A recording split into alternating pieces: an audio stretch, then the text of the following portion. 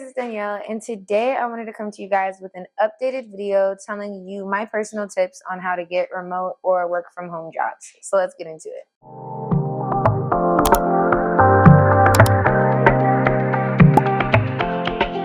First and foremost, I am using a microphone today. I hope that it improves the quality and makes it easier to hear. Let me know in the comments what you guys think. But I'm doing Vlogmas. This is the first video of Vlogmas, guys, and I'm going to be coming to you guys with videos every single day, giving you literally everything I have. It's the end of the year, and there was nothing that I could think was more important than to give this my all. You may have seen my last video where I told you guys exactly what I was doing to get work from home jobs, but now I went ahead and wrote some things down to give you guys an updated list so that you can take this into 2024 and get the best results. First thing I wanted to bring up is the power of referrals. I never thought that this was a huge thing until I started talking to some friends that have really good jobs, remote jobs, and they said that you cannot diminish the power of referrals. So let's talk about it. Some of you might be like, okay, well, I don't even have anyone to refer me, so how am I supposed to get a referral? Well, here's the step-by-step that I've also tried, seen success with, and I think you could do the same thing. If you don't know anyone in your network, like no one you went to school with or no one that you're friends with that works at a company that you want to work at, then here's a tip, and this one applies specifically to people that are in marginalized communities. So maybe LGBTQ, maybe you're a person of color. I'm not saying it won't work for a cisgender white person, but I just know that it's easier when you are marginalized. So first things first is you want to go on LinkedIn, find the company that you're looking to apply to, and then scroll through the people that have publicly associated that they work there. And this sounds crazy, but if you see an African person and you're African, or you see a person of color and you're a person of color, or you see someone who's, sharing that they're LGBT and you're LGBT, I'm not gonna lie to you guys, messaging that person and saying, hey, I saw this job and I would love to work here. Can you please refer me? You have a high chance of them actually saying yes.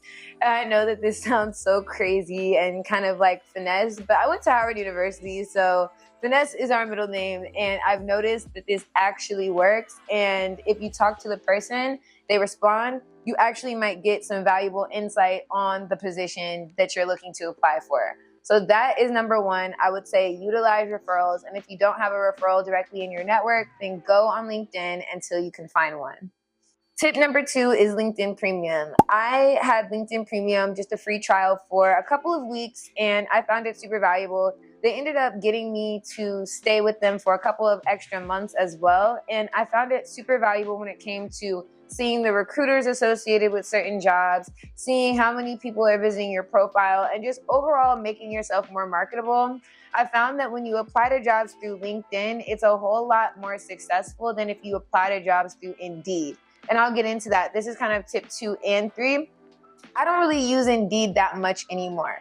In my previous experience, I was able to get a couple of independent contractor positions through Indeed, but I've noticed that on Indeed nowadays, there's more scams than legitimate jobs. There are so many people that will say, okay, this much money for you to work completely remote, and then you apply to that job and you start getting a bunch of calls from people asking for you to deposit a check to get the equipment, or just do a bunch of crazy things that you actually have no business doing. And that's not good. That's going to hinder your job search and maybe get you into trouble more than it's going to help. So I've noticed that sticking to like internal job databases or using LinkedIn, it's kind of a little bit more vetted. But I'm not downplaying Indeed. Use Indeed if you've been using Indeed, if it helps you, but just be wary because there are actually like a lot of scams on there too. So just be careful. The next thing I would like to tell you guys is to change your resume. And this is another kind of finesse tip, but I do think it's super valuable. If you have a resume right now and you're worried that it's not good enough, then just do a little bit of research online to see what resumes look like. But if you have a resume and it's good, what I like to do is change my job title based on what I'm applying for. So I have a background in communications, but I also have a Scrum certification. I also studied international business information systems. So if I'm applying to an analyst role, as opposed to maybe a, you know, PR communications role, then I'm going to make sure that all my job titles have the word analyst in it. And this is not necessarily lying. I'm not saying change the company. I'm not saying change the description of what you did, but just change that job title, because I don't know if you guys know this or not, but when recruiters go through resumes, it scans the resume for certain keywords, and then they just narrow it down from the resumes that match the keywords. So if a job title says Communications Analyst 2, and your previous job, you did do communications, but the name of the role was proofreader and content specialist, then change the name of that role to communications content specialist or communications whatever, so that it can be in alignment with what you're applying for. Another thing you can do too, at the bottom of your resume where you have all of your special skills, you can look in the job, see what special skills they require, and then take a couple of those if they're applicable to you, or if you can make them applicable to you, and add them to your resume. Because if they say certain skills are what they're requiring, then when they scan through the resumes, they're going to highlight the resumes that have those special skills in them. Hopefully that makes sense. So definitely adjust your resume and make it match those keywords that you see in each job description. Some people might not like to do this because it will cause you to have multiple versions of your resume. But I don't think that this is bad, especially if your LinkedIn doesn't give away too much. My LinkedIn doesn't necessarily list all of the jobs I've had.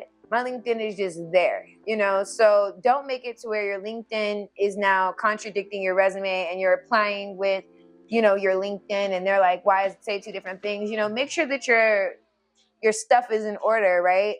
But edit things, you know, and that's why I don't even have my resume publicly on LinkedIn. I just apply through LinkedIn and then choose the resume that I want to use to submit to each particular job. So that's honestly super, super valuable, guys. I'm not gonna lie. It'll help you get interviews if you're not getting interviews. The next thing, guys, is to utilize ChatGPT keywords. So say they're asking for a cover letter, or say you are supposed to have expertise in a certain area, you can utilize ChatGPT to kind of give you a well-rounded idea of that sphere. So let me give you an example. Say you're applying for a communications role or a Scrum role. You can look up, okay, on ChatGPT, what are keywords in alignment with Scrum? Now you're gonna see Agile, you're gonna see all these other words, maybe project management, and you can incorporate those words into your resume as well if you don't just wanna directly take specifically what's on the job requirement. This way it looks like you're well-versed in that sphere, and then obviously you can use ChatGPT to study up on those things as well if you do land an interview. Of course, definitely like fact check this stuff, but ChatGPT and other AIs are literally just taking everything on the internet and making it easier to digest. So you have a pretty good chance of using those, but like I said, like there's nothing wrong with fact checking. So don't forget the AI can work in your favor. Then the next thing I wanted to tell you guys is a very, very good tip. And this is just to, you know, don't limit yourself. A lot of people get discouraged because maybe they have a master's degree or they have a certain level of education and they're applying to positions that meet that income level. So you have a master's degree, you're applying to jobs that are 100K plus a year because that's what you deserve. However, you're not getting any interviews and you're struggling to get a job. So that means we need to revise our technique. Once again, guys, we're looking for remote positions. So there's nothing wrong with being overemployed. Overemployed is when you have multiple jobs and no one knows. And that's literally something you can do. It's a cheat code. And that's honestly what I'm currently working on doing, because it might be hard for you to get that one job that pays you 150K. But it might be easy for you to get 4 jobs that pay you 40K. 4 jobs that pay you 50K, and those jobs might not require even 1/5 of your overall expertise. So you might feel like, oh my gosh, I'm just doing busy work, or this is dumb. But if that job is only taking 1 to 2 days out of your week, and then you're using the other days in your week to do the other jobs, you might end up making 250K a year doing the same amount of work that you would be doing for one job that pays you 150K a year. So don't limit yourself. And if you're finding it hard to get that job that actually matches your skill level, then I'm not gonna lie, you might wanna just tailor it down a little bit, go for a job that looks like an easy call, and just layer those positions since it's all remote anyway. And then the last thing I wanted to tell you guys, if you are struggling, is consider getting a specific certification or doing something that is trained for that specific position. So you can go on Meta and do like a free social media certification. You can go pay for your Scrum certification. Don't know if I suggest that one right now. It's a little oversaturated, but you could also do PMP. You know, there's a list of certifications that you can go, you know, get. And those certifications might put you in a specific job lane where maybe not many people are getting that certification right now, or, you know, a company is particularly looking for someone with that certification, and that might help you stand out amongst the crowd. But I say this one a little bit wary only because I've had my Scrum certification for over a year, and to be completely honest with you guys, I've not actually worked in Scrum. I've literally been able to get second positions doing random things, everything from communications to like course creation and just a plethora of other sort of like random jobs that are within my skill set, but you wouldn't expect for me to be doing those type of positions with my resume. So don't downplay yourself, you know, obviously, but put yourself in a position where you can accept whatever and make it work. Right now, I want to be overemployed. I'm currently actually only working one job right now. I just left my second one. It was a contract role. But right now I'm looking to stack these 40, 50K jobs, 4 of them, 5 of them, give me all of them, because I kind of like the freedom of being able to not rely on one source of income and be down bad. You know, you want to be able to diversify that income to be successful.